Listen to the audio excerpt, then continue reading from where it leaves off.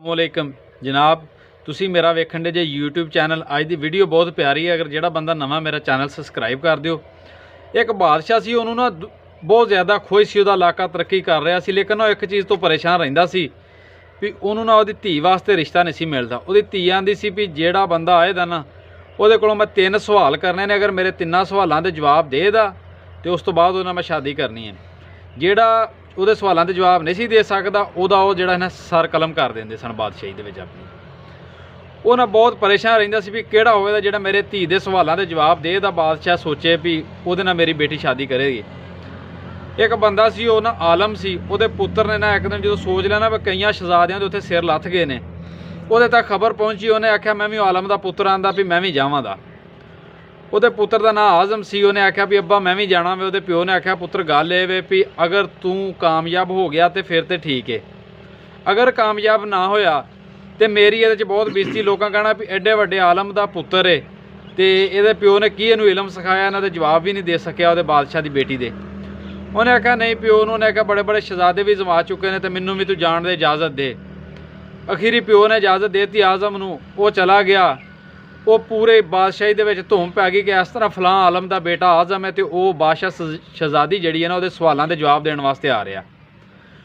बहुत ज़्यादा दुनिया इकट्ठी हो गई। जदों वो आया ना उन्हें आण के उहदे सवालों के जवाब दिते।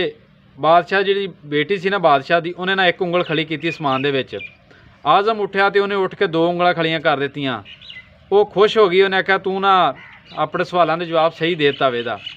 दूर बाद उठी बादशाह शहजादी तो उन्हें उठ के ना तो हवा दे विच ना तलवार बुलंद की तो तलवार नूं लहरा के तो फिर बह गई जाके।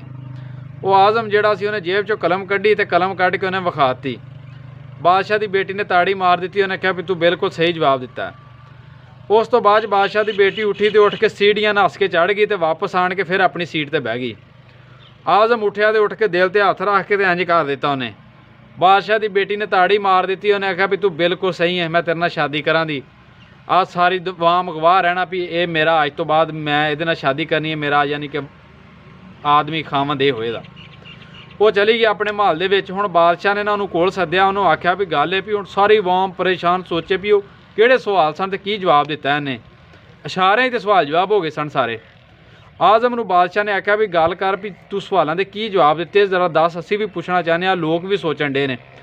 उन्हें आख्या भी तेरी बेटी ने एक उंगल खड़ी की सी भी तू एक अल्लाह नूं मानना वे, मैं नाल 2 खड़ियां कर दित्तियां। मैं आख्या भी मैं अल्लाह दे रसूल दोवां नूं मानना वा ते दोवां ते मेरा पक्का यकीन है हज़रत मुहम्मद सल्लल्लाहु अलैहि वसल्लम ते भी ते अल्लाह दे आखिरी नबी मानना। उस तो बाद उन्हें आख्या भी उन्हें ना तलवार घुमाई सी भी तलवार तो ताकतवर कोई चीज़ नहीं दुनिया के, इस तो उन्हें यह साबित कराया सी। तो मैं उन्होंने विखाई कलम। मैं आख्या भी जिहड़ी कलम है ना ये तलवार तो भी ज़्यादा ताकत रखती है। तो उन्हें आख्या तीसरा सवाल की सी। उन्हें कहा तेरी बेटी नस के जाके ते आण के बह के तो ये दस्सिया सी भी मैं थक गई हाँ, मेरा जिसम थक गया तो मैं बह गई हाँ।